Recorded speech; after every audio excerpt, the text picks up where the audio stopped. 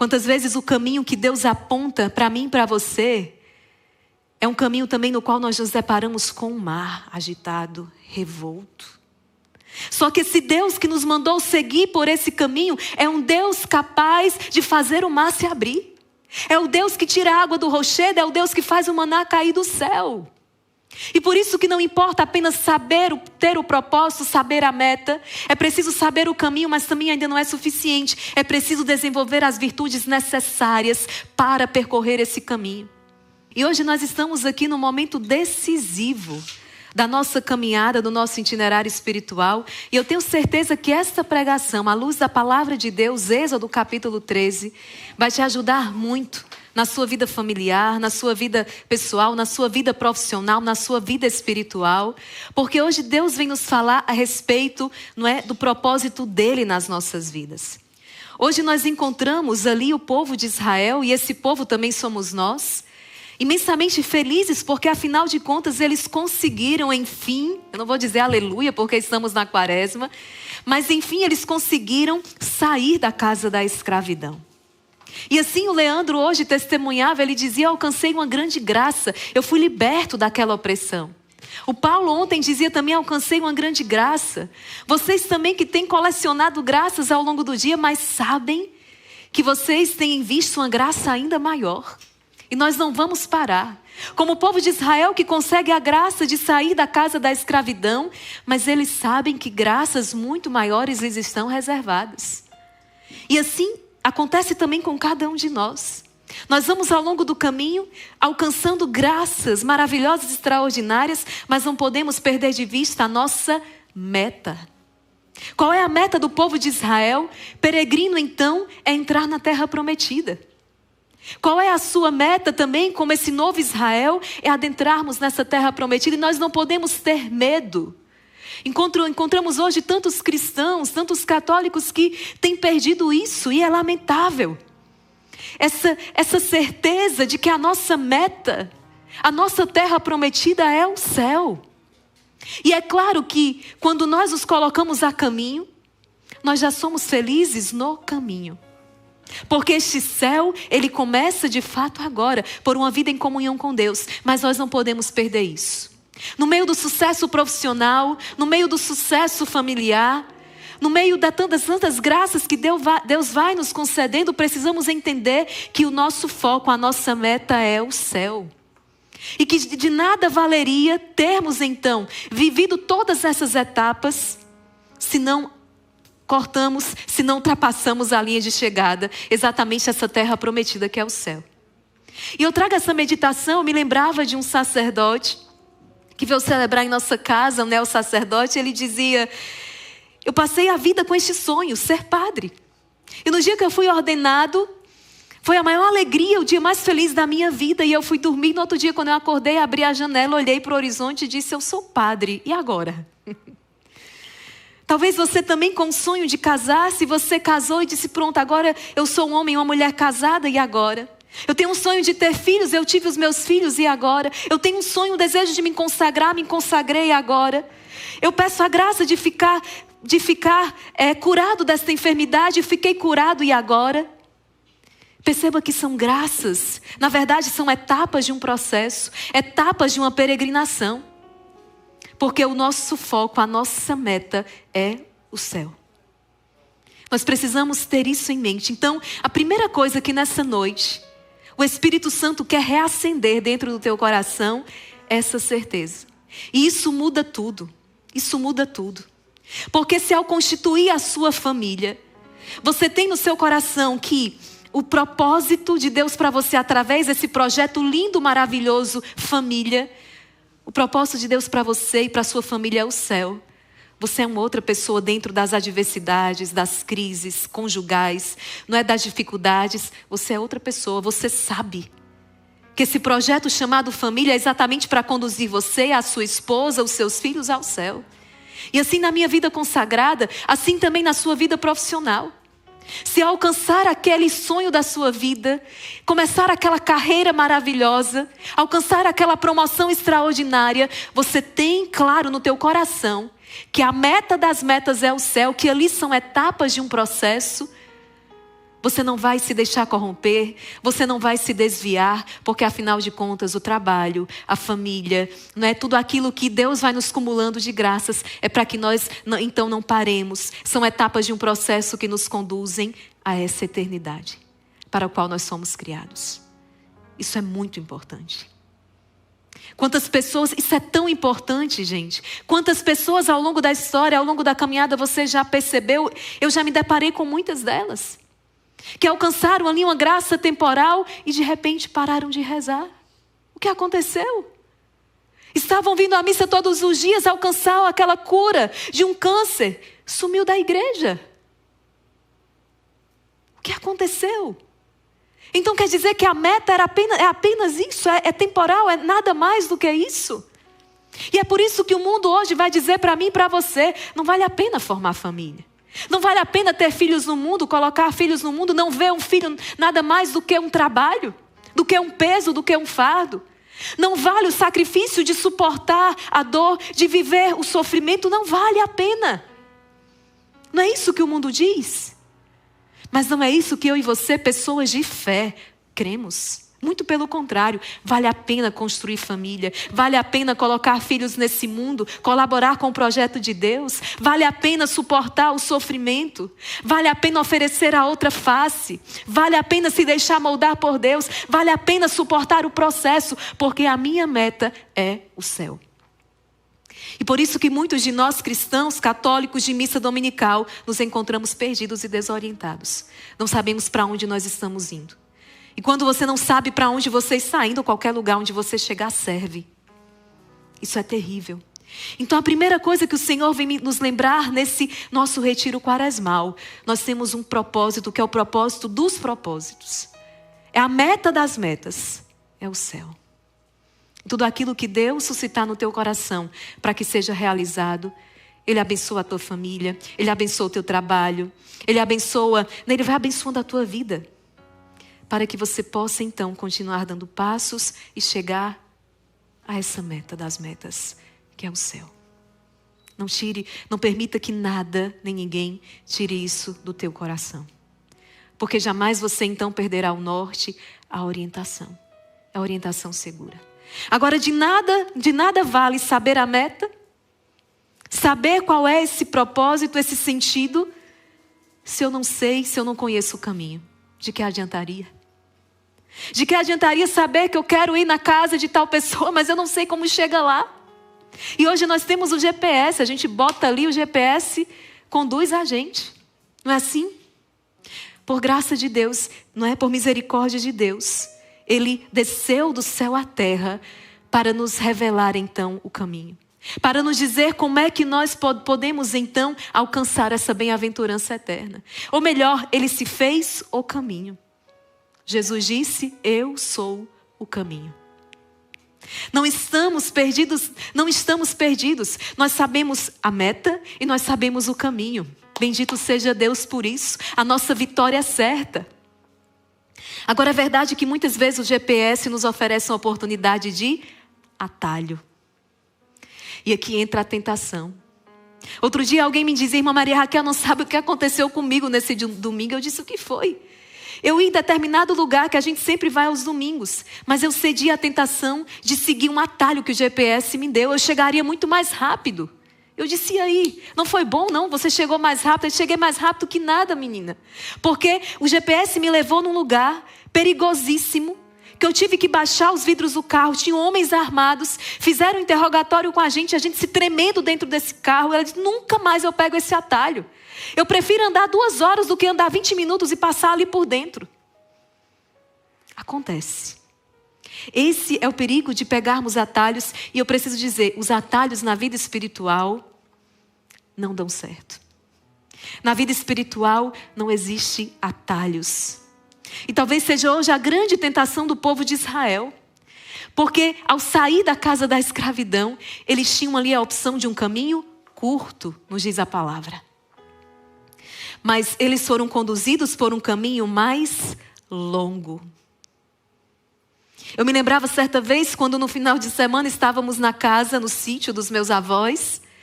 E nós olhamos ali um pico, um monte que tinha no nosso horizonte e dissemos, amanhã nós vamos subir esse monte. Providenciamos água, comida, equipamento e lá fomos nós subir esse monte. Subimos e na descida alguém teve a infeliz inspiração de voltar por um atalho. Minha gente, se nós levamos 2 horas para subir esse monte, a gente levou umas 4 para descer. E olha que diz que para subir, não é? Que, aliás, que para descer todo santo ajuda. Nós gastamos um tempo muito maior porque nós nos perdemos. Até hoje eu lembro quando eu virei o cantil e caiu a última gota d'água. Nós estávamos perdidos nessa hora. Não tínhamos comida, não tínhamos mais água. Sem contar as quedas no caminho porque nós não conhecíamos aquele atalho. São lições que nós levamos para a nossa vida. Jesus não é o atalho na nossa vida. Jesus é o caminho. Eu quero convidar você a abrir Êxodo, no capítulo 13, que é a meditação que o livro, o nosso itinerário espiritual nos conduz hoje, o quanto nós estamos aprendendo. Êxodo 13, versículo 17 ao 18. Pode pegar o seu livro, página 71, ou a Sagrada Escritura na sua casa. Êxodo 13, versículo 17 ao 18. Tendo Faraó deixado partir o povo, Deus não o conduziu pelo caminho da terra dos filisteus, que é, no entanto, o mais curto. Pois disse, talvez o povo possa arrepender-se no momento em que tiver de enfrentar um combate e voltar para o Egito. Por isso Deus fez com que o povo desse uma volta pelo deserto, para o lado do Mar Vermelho. E os israelitas partiram do Egito em boa ordem. O nosso GPS na nossa vida é exatamente essa palavra, essa voz de Deus que diz, é por aqui. Gente, mas que fé essas pessoas precisaram.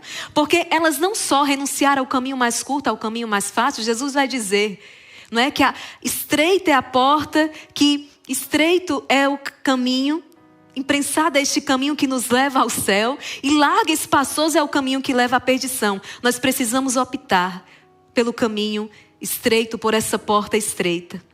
Mas olha só o ato de fé, gente. Não era só o caminho que era mais longo. Tinha um mar para atravessar. E esse povo precisou de fé.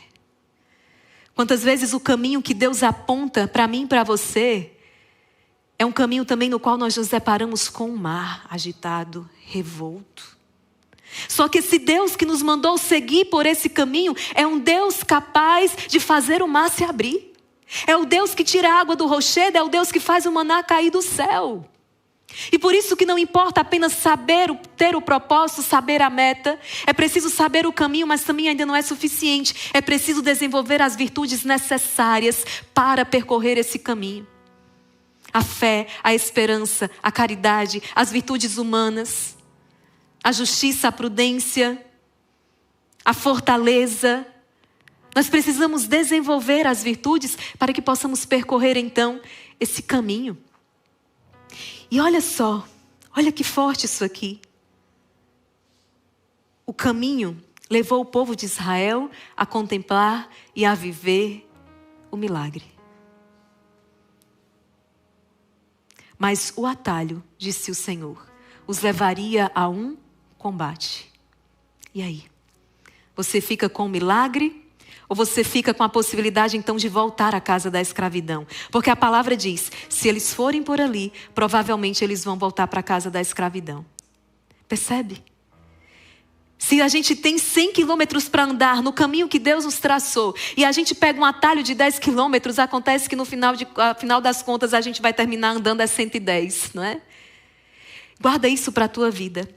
Quem percorre o caminho, que é Jesus, contempla o milagre. Mas quem cede à tentação de percorrer o atalho diante do combate, se deixa escravizar outra vez. Mas, irmã Maria Raquel, o que eu identifico na minha vida caminho como atalho, eu vou dizer para você. Quantas vezes na sua vida familiar você pode estar correndo o risco de estar pegando atalhos? Sabe quando, por exemplo, quando você, sua esposa, seu esposo, os cônjuges não estão abertos à vida? Porque falta ali porque falta uma confiança em Deus. Vocês estão pegando um atalho. Ou quando, pelo contrário, para poder gerar uma vida, para poder ser fecundos, então vocês recorrem a métodos artificiais que a Santa Igreja, que a doutrina condena. Vocês estão tomando atalhos. Na verdade, sempre que nós nos desviamos daquilo que é plano e projeto de Deus. Hoje nós temos aí uma gama de métodos artificiais. Como é que hoje nós teríamos então uma Isabel? O milagre de Ana com Samuel? Mulheres de fé que se abriram a um projeto de Deus. É estar nas mãos do Senhor. Quando você também não devolve o seu dízimo, você está pegando atalho. Quando você terceiriza a educação dos seus filhos, você está pegando atalhos. E quem toma atalho volta para a casa da escravidão. Tem gente que está terceirizando tudo na vida em família. Que daqui a pouco terceiriza até mesmo a vida conjugal. O cônjuge, a esposa, o esposo. Isso é muito grave. Existe um papel ali, você como esposa, como mãe, esposo, pai e filho. Na dinâmica familiar, cada um tem o seu papel e é preciso que todos assumam o seu papel na dinâmica familiar. Sabe, quando eu preparava essa pregação que Deus trazia ao meu coração, às vezes algo simples, mas que faz uma diferença enorme. Qual a última vez que você se sentou à mesa com a sua família? Por causa do corre-corre, a gente cedeu à tentação de deixar as comidas no fogão. Na hora da refeição, come a hora que cada um puder. Cada um faz o seu prato, vai para o seu quarto, vai para a frente da TV, vai para onde desejar. Nós estamos pegando um atalho na vida familiar. Porque o momento da refeição para nós cristãos é um momento sagrado. É um momento em que nós olhamos nos olhos uns dos outros. Quantos testemunhos eu recebi de um rosário da madrugada, em que o propósito do rosário foi esse do dia: colocar uma mesa, sentar-se à mesa com a família. Outro dia o padre Roberto, bem-vindo também aqui, ele disse: vamos expulsar Satanás dos nossos lares. E talvez todos pensassem que ele fosse fazer uma oração estrondosa, uma oração, não é uma oração do poder. E ele disse: o poder se manifesta no amor. E o que foi que ele disse? Traga alegria para dentro da sua casa. Quando nós nos fechamos, nós estamos pegando atalho. Quantas vezes depois de um dia de trabalho, para evitar chegar em casa e evitar encontrar aqueles problemas, eu estendo aquele dia numa mesa de bar, que daqui a pouco aquilo se estende muitas vezes para um prostíbulo. Eu estou pegando atalhos. E eu vou me deparar diante de um combate para o qual eu não estou preparado e vai me levar então de volta para a casa da escravidão. Eu vou voltar do zero. Entende? Quando é que na minha vida profissional eu estou pegando atalhos? Quando eu vou subindo na carreira de maneira ilícita, não é? Quando para poder chegar ali onde eu quero, eu vou difamar um colega de trabalho, eu vou puxar o tapete de outro, eu faço os outros de escada. Quando eu falsifico um currículo, quando eu enrolo nas minhas horas de trabalho, afinal de contas, o meu patrão não viu, ninguém viu. E eu vou ter a minha remuneração no final do mês. O que você não entende é que quem vai fazer render o fruto do teu trabalho é aquele patrão lá em cima.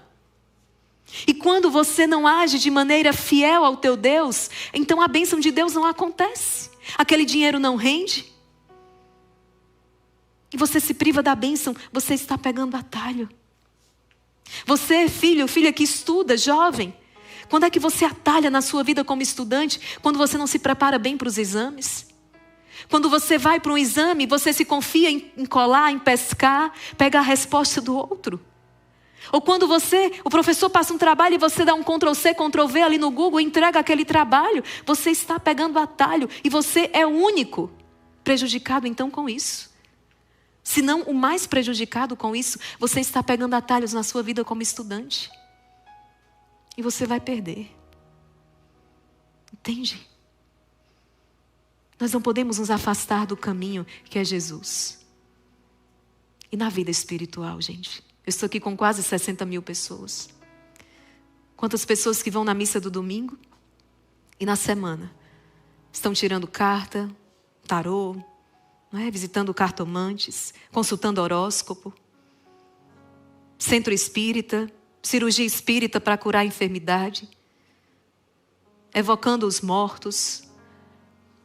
subindo os montes aí para bater os tambores, buscando atalhos. E se enrolando cada vez mais numa maldição. Porque diante de falsas doutrinas, atalhos, isso é terrível. Por isso hoje, nesse 14º dia do nosso retiro quaresmal, precisamos firmar um propósito, não abandonar o caminho. Ainda que esse caminho me leve por um itinerário mais longo. O mundo, a sua mentalidade, ele é imediatista. As coisas vão para ontem. Imediatista, tem que ser imediato. Mas e os bens são todos de ordem temporal. Mas nós não. Nós não somos imediatistas. Nós estamos dispostos a pagar o preço. É a longo prazo. E sabe por que é a longo prazo? Porque Deus tem paciência com a gente. Muitas pessoas se admiram que os israelitas tenham passado 40 anos no deserto. O que as pessoas não se dão conta é de que nós passamos muito mais do que 40 anos. Quando alguém morre aos 40 anos, o que é que eu e você nós dizemos? Nossa, tão jovem, poderia ter vivido tanto mais, não é assim? Nós passamos muito mais tempo no deserto. 50, 60. Quantos aqui que já estão aí há 70 anos no deserto? 80 anos no deserto? Peregrinando. Mas, irmã Maria Raquel, por que tanto tempo? Poderiam ter feito num espaço mais curto de tempo? Pois é. Nós não somos um Carlo Acutis, uma Santa Jacinta Marto, um São Francisco Marto. Paciência, gente, não somos. Cara, um santo rapidinho, o deserto deles foi, curtinho. A gente precisa de 40, 50, 60, 70 anos, 80, para que aconteça um progresso espiritual. Mas Deus não poderia fazer em menos tempo? Ele é Deus, mas eu e você, nós somos homem. E Ele tem a paciência conosco. Porque o processo é aqui dentro, é dentro do nosso coração. E às vezes, leva tempo. Leva tempo. Ao longo desses 40 anos, Deus foi preparando um povo. Era preciso abandonar a mentalidade do Egito. Assim como eu e você que começamos uma caminhada espiritual e é preciso tempo para que possamos vencer as antigas paixões, para que possamos vencer aquela mentalidade pagã. É preciso tempo para abandonar aquelas práticas antigas do homem velho.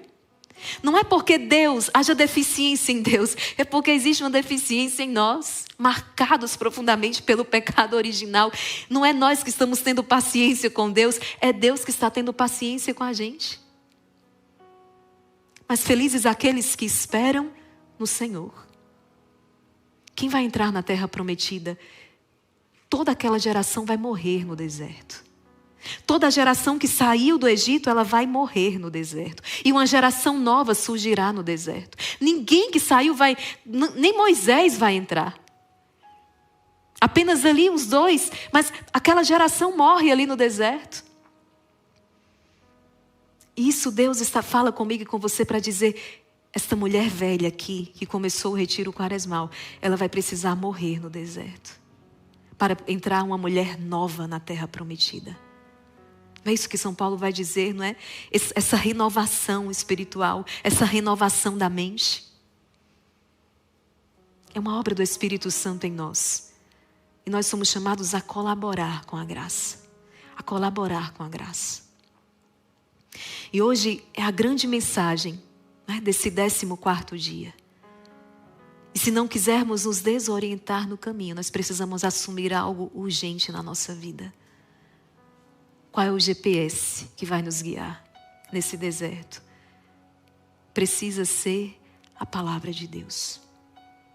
O que é que o Salmo 1 vai nos dizer? Aquele que medita na lei de Deus, aquele que dia e noite medita na lei de Deus, ele sempre dá seus frutos, é como uma árvore plantada à beira da torrente. Salmo 1, medite esse salmo hoje, se você puder, antes de dormir.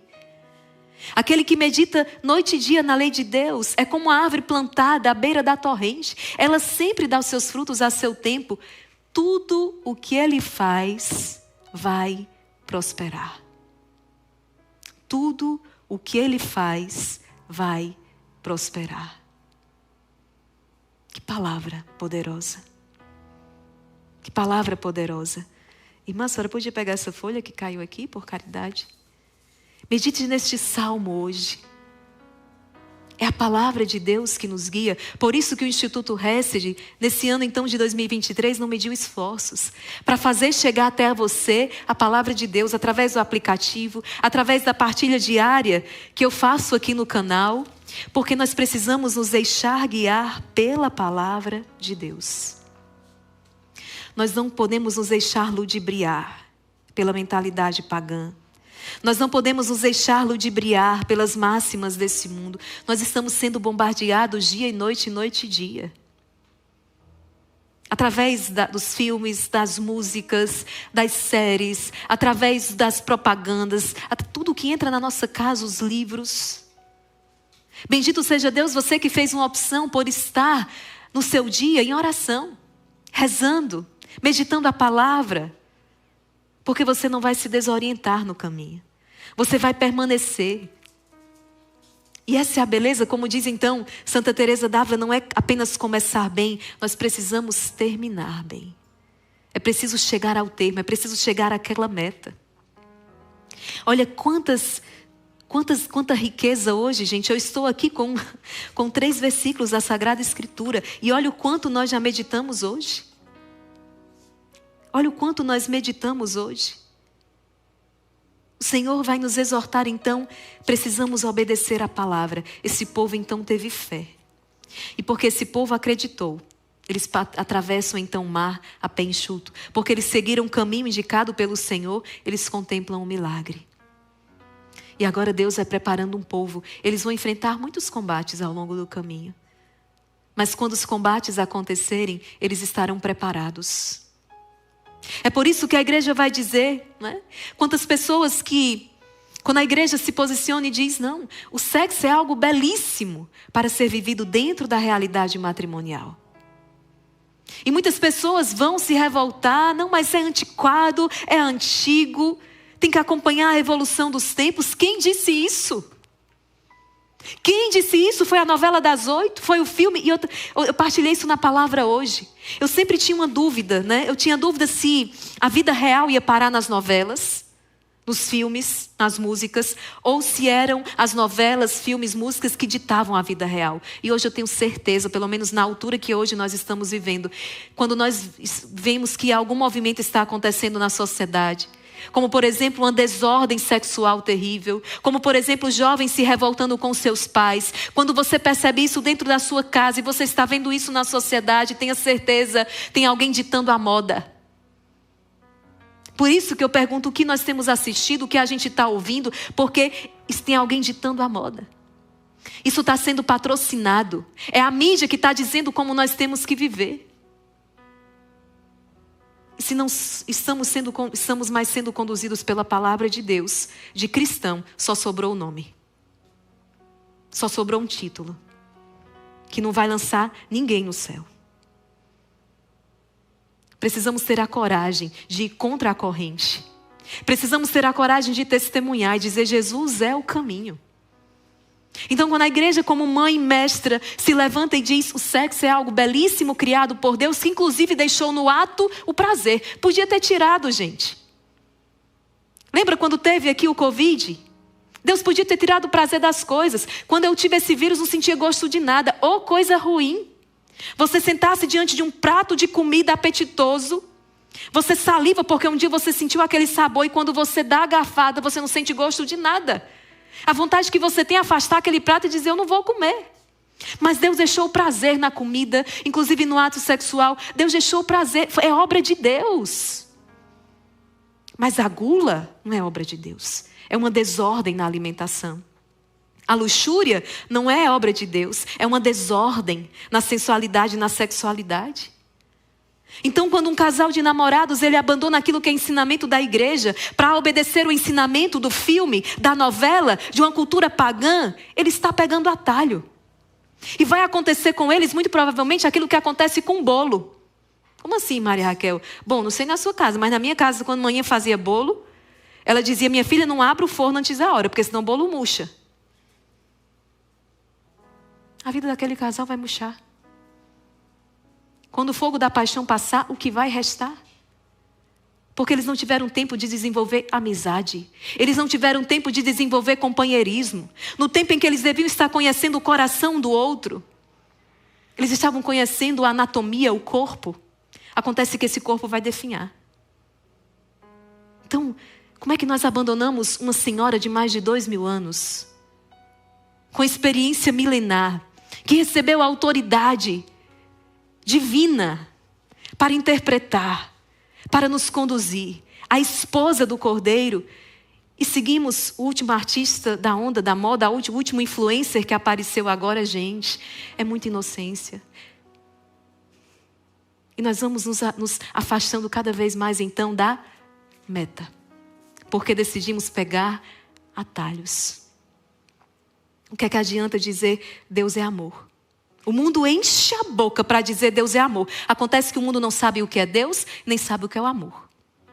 Por isso ele faz confusão. É fácil dizer Deus é amor. Ele não sabe, ele não conhece o rosto de Deus. Está aqui a face ensanguentada de Jesus na cruz. Ele não conhece o rosto de Deus, nem muito menos ele sabe o que significa amor. Está aqui também na cruz. Está aqui o que significa amor. Então, para dizer Deus é amor, eu preciso ter o conhecimento de Deus e preciso conhecer, então, saber o que é o amor. Aí sim, eu posso dizer com todo o meu coração, Deus é amor. Você entende? Olha como essa pregação é um divisor de águas na nossa caminhada espiritual. Eu tenho certeza que nesse dia muitas pessoas estão refletindo, estão examinando as suas decisões, estão dizendo, peraí, eu estou me desviando um pouco aqui da minha meta, do meu propósito. Ou então, espera aí, eu estou tomando atalho na minha vida. Isso é muito importante. Pararmos, como diz na palavra, o profeta vai dizer, parar um instante e percorrer e refletir um pouco nos caminhos de outrora. Nós precisamos saber de onde nós viemos e para onde nós estamos indo. Nós precisamos saber o que nós estamos fazendo aqui. Da minha adolescência para a juventude, eu passei por uma crise existencial.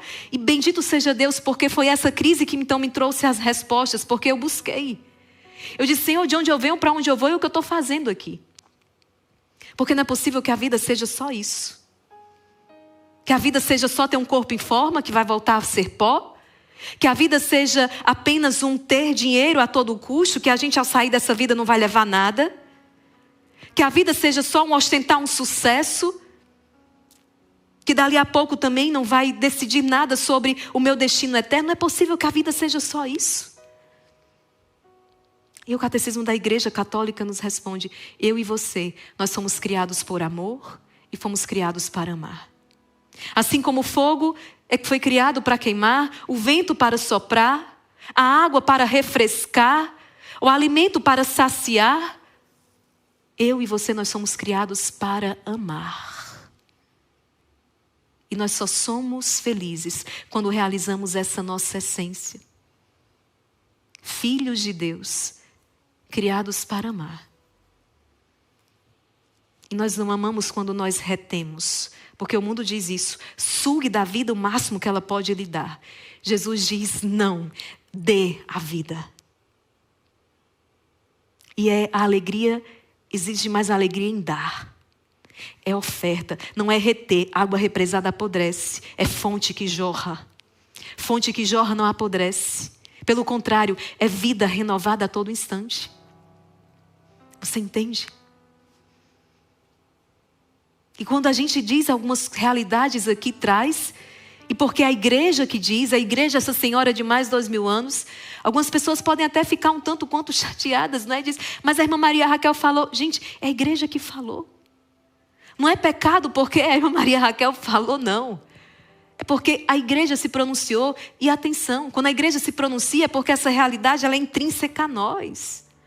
É como se alguém comesse um bolo bem quente e tem uma dor de barriga. E você avisasse essa pessoa, olha, não come esse bolo agora não, que vai te dar uma dor de barriga. Aí a pessoa come e tem a dor de barriga e diz assim, foi a tua palavra que fez eu ter dor de barriga. É mole? Mesmo se eu não tivesse te dito, você ia ter dor de barriga do mesmo jeito. Porque na verdade é algo do organismo. O salário do pecado é a morte. Quantas pessoas que ficam buscando subterfúgios, existe uma grande confusão doutrinária, isso é obra do maligno. E as pessoas ficam... Eu conheço, gente, pessoas que vão em 1, 2, 3, 4, 5, 10 padres para chegar no 10º padre e aquele padre dizer para ela que aquilo não é pecado. Pode 100 padres dizer para você que aquilo não é pecado. Se a igreja de 2000 anos disse que é pecado, não vai adiantar a palavra dele. Você vai colher na sua vida as consequências. E a sua consciência lhe diz isso. Entende? Porque assim como o bolo que deu a dor de barriga é algo intrínseco, não é porque alguém falou de fora, mas é algo do seu organismo espiritual, que aquela situação produz em você morte, ainda que ninguém te diga. E se não te dissesse, teria sido injusto. Por isso que Deus vem e revela, mas Ele não revela uma coisa que está fora, Ele revela conhecendo o nosso coração e dizendo, olha, observe esses mandamentos, filho, porque senão você não vai conseguir ser feliz. Como é que isso não entra na nossa cabeça? Eu entendo que um lápis é feito para escrever. Eu entendo que uma faca para cortar. Eu entendo que essa luz é feita para iluminar. Mas eu não consigo entender que o ser humano é feito para amar. E eu não consigo entender que quem me fez é a pessoa que tem competência para dizer aquilo que realmente me realiza e que pode saciar a sede do meu coração. O jumentinho obedece lá ao seu dono.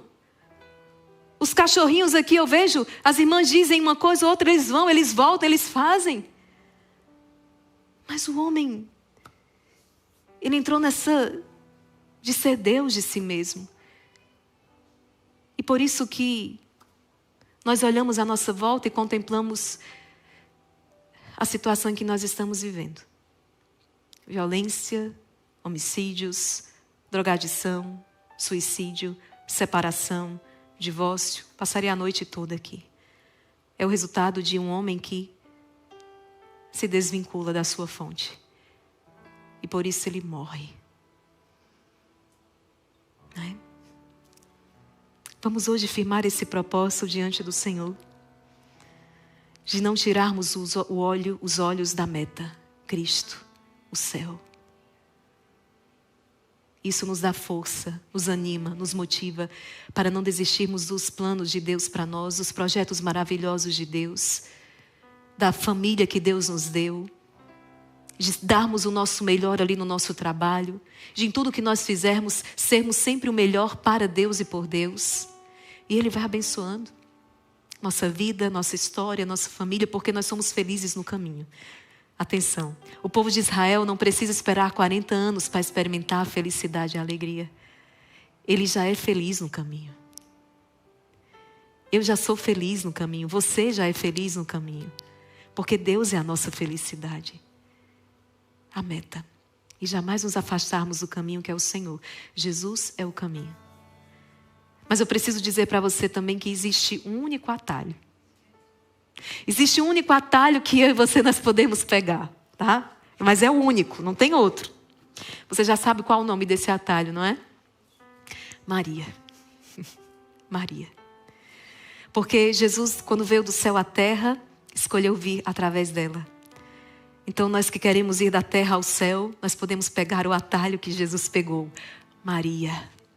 Porque Maria nos leva sempre ao caminho, que é Jesus. Então esse atalho, eu e você, nós podemos pegar sem medo. É o único atalho que na nossa vida nós podemos tomar. É um atalho que se chama Nossa Senhora. Eu sei que muitos aqui como eu somos consagrados à Santíssima Virgem Maria. Porque ela nos coloca sempre no caminho. Por isso não tem problema pegar esse atalho que tem um nome. Maria. E ao longo desse caminho, carregarmos então a nossa cruz, né? Quem quiser me seguir, renuncie a si mesmo e tome a sua cruz. Eu quero partilhar com vocês nesse finzinho, nesse momento tão especial, nessa pregação que eu tenho certeza que é um divisor de águas na caminhada de muitas pessoas. Eu quero partilhar então com vocês essas palavras do Papa Bento XVI, nessa encíclica Spe Salvi, não é? E o Papa Bento diz algo que eu queria que vocês gravassem no coração. Ele diz assim, falando desse homem de hoje que busca eliminar o sofrimento a todo custo. E ele diz o seguinte: nós podemos procurar limitar o sofrimento e lutar contra ele, mas não podemos eliminá-lo. Precisamente onde os homens, na tentativa de evitar qualquer sofrimento, procuram esquivar-se de tudo que poderia significar padecimento, onde querem evitar a canseira e o sofrimento por causa da verdade, do amor e do bem, eles descamam numa vida vazia, na qual provavelmente já quase não existe dor, mas experimenta-se muito mais a obscura sensação da falta de sentido e da solidão. Viktor Frankl, o psiquiatra austríaco, vai dizer: o homem suporta tudo. A enfermidade, a dor, mas ele não suporta a falta de sentido. Não ter um porquê e um para quê. Ele não suporta. E o Papa Bento está dizendo exatamente isso. Não é o evitar o sofrimento, não é fugir diante da dor que cura o homem, mas é a capacidade de aceitar a tribulação e nela amadurecer. Lembra São Paulo dizendo: a tribulação produz a paciência, a perseverança. A capacidade de aceitar a tribulação e nela amadurecer, de encontrar o seu sentido através da união com Cristo, que sofreu com infinito amor. Jamais nos arrependeremos de tomar o caminho mais longo, o caminho mais difícil, o caminho estreito, porque ele necessariamente, o caminho que é Jesus, nos levará à bem-aventurança eterna, ao céu. E uma multidão vai conosco. Aquilo que Santa Teresinha disse certa vez a uma candidata, né? A vida religiosa, que a sua família sentia muito a ruptura, o fato daquela jovem estar entrando para a vida religiosa de clausura, e Santa Teresinha disse: se a sua família visse a multidão que formará o teu cortejo ao entrar no céu, de almas que o seu sim alcançou, de almas que a sua fidelidade, que a sua vocação alcançou, a sua família morreria de alegria. É isso. Que não falte na sua vida o propósito, claro, a meta, o céu. Que não falte então a clareza do caminho, que é o próprio Cristo. E que não lhe falte então a força e a virtude necessária, de maneira especial a fé, a esperança, a caridade, o amor, que te farão caminhar. Não apenas andar, mas voar, como diz o Salmo, né? Voar. Aqueles que confiam, aqueles que esperam no Senhor. Tenha paciência, porque o projeto de Deus se cumprirá na sua vida. Tenha certeza disso. Espere no Senhor e você verá grandes coisas. Espera com confiança e verá as grandes coisas. Como o povo de Israel, que vai esperar 40 anos. E essa espera, gente, não é sentar e ficar parado. É esperar fazendo aquilo que Deus nos pede hoje, como o povo de Israel. Espera no Senhor caminhando. Espera no Senhor combatendo. Espera no Senhor se colocando em marcha a caminho. É isso que Deus também espera de cada um de nós. Que hoje, através dessa palavra poderosa, Deus te traga uma reorientação. E se você estava confuso, que você possa outra vez mirar no foco e com a fortaleza que Deus te dá, empreender um caminho na fidelidade, não é? E no amor a Deus. Muitas outras graças virão. Nós contemplaremos juntos, por causa da obediência à voz de Deus, nós vamos contemplar grandes milagres na tua casa, na tua família, no teu trabalho, na tua vida espiritual. Nós contemplaremos, eu creio, em nome de Jesus. Vamos entregar essa nossa caminhada, o nosso itinerário, as nossas decisões, os propósitos firmados nessa noite. Vamos consagrar tudo à Nossa Senhora, né? Que ela interceda por você, pelas suas lutas, te fortaleça e te traga esta fé, a esperança, a caridade. Ave Maria, cheia de graça, o Senhor é convosco. Bendita sois vós entre as mulheres, bendito é o fruto do vosso ventre, Jesus. Santa Maria, Mãe de Deus, rogai por nós, pecadores, agora e na hora de nossa morte. Amém. Rogai por nós, Santa Mãe de Deus, para que sejamos dignos das promessas de Cristo. Amém. Em nome do Pai, e do Filho, e do Espírito Santo. Amém.